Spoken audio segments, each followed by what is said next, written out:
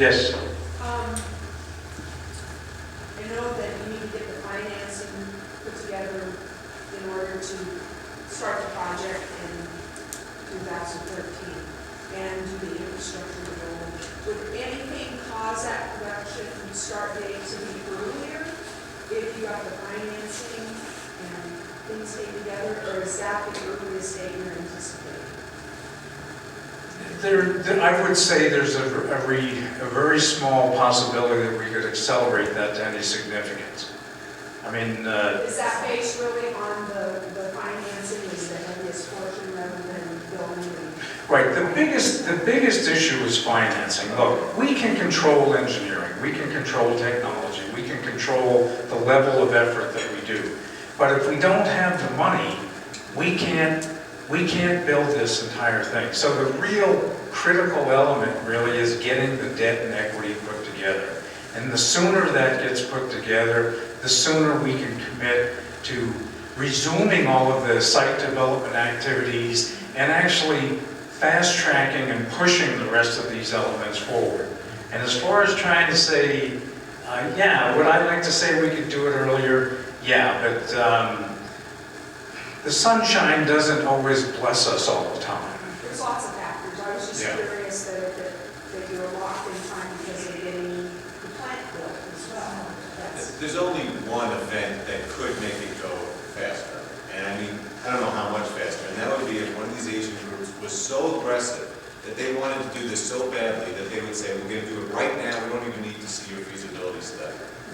The odds of that happening are very low. But if you're asking for what could happen, that's the only possibility that can move that schedule. You talk about having memorandum of understanding. Are these page long that says if you can build it, we'll buy it, or are they 40-page documents? There's 6 pages on it. They're in between. All they say is that, look, there's a keen interest by both parties and that we expect to take this to the next step. The fact of the matter is, with several of them, if any one of these groups that we're talking to really wants to go forward, they could take all of our offtake, 100% of it. And if they're willing to provide terms that we think are in our best interest, they can have 100%. Now, one thing we can do to accelerate, we could pass, if we pass the hat around, maybe we can go a little faster. Let me just add a little bit to that. Dave's right. Most of the agreements are 6 or 8 pages of the ones that deal particularly with metal sales. We are working on agreements right now that are specifically for one group that we've been having discussions with that number in the hundreds of pages and have lots of different facets to them. So it's a little bit more advanced than some of the MOUs that we've had before, and it would not be called a memorandum of understanding. It would be called a definitive agreement of this, that, and the other thing. Well, anyway, I'd like to thank you for the lunches. Okay. We look forward to a few things next year, roast beef, study, financing, and then the announcement of the joint venture. So if you want to put things to do by next lunch. Trips available the shareholders provide to go down to see what like Geovic is doing or how the mine is progressing in the future, not right now, but have you thought about that?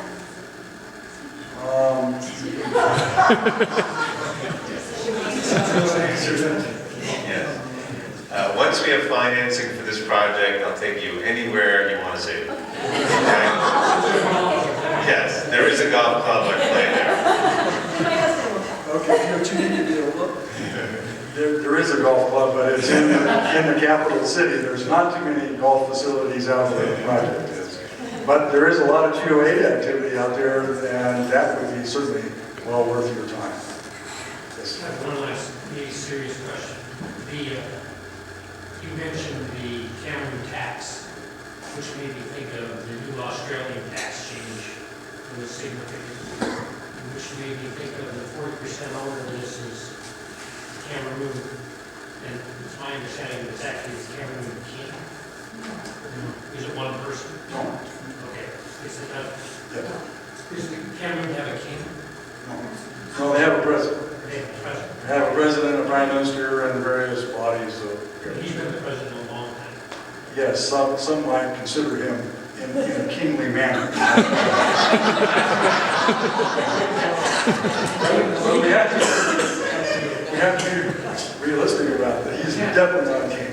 Yeah, but he's not a situation where someone could take this over or have a lot more influence on what's going on than he's had so far. Well, that is a very good question. I mean, when you're working in Africa amongst the 70 countries that are there, they all have their own idiosyncrasies as far as political attributes, or maybe attributes is not the right word, but political. Yeah, right. Anyhow, you're quite correct. The guy is president and has been in office now for over 25 years, and he is standing for re-election in 2011.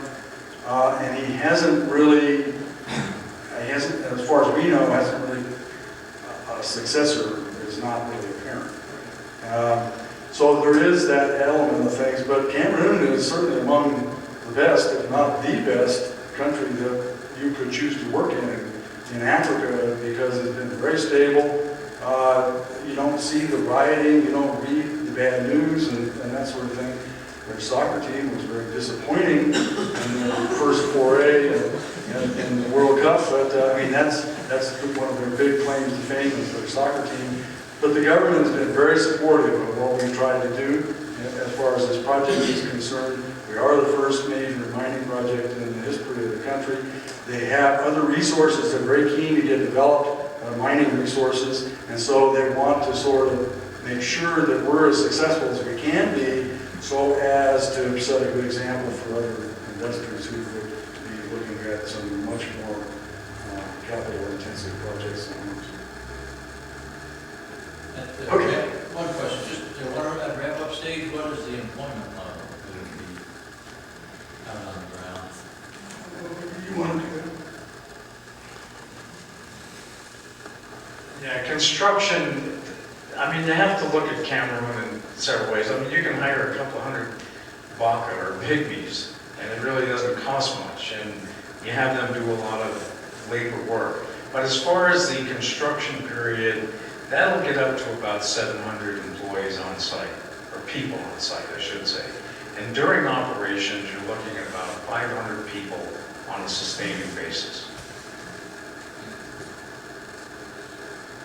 Okay, well, thank you so much. It's great that you all took the time to come. We're very gratified to always see a good turnout here. You're our staunch supporters, and we're very happy that you choose to hang in there with us, and but keep us to the task and make us advance this project. It's obviously in all of our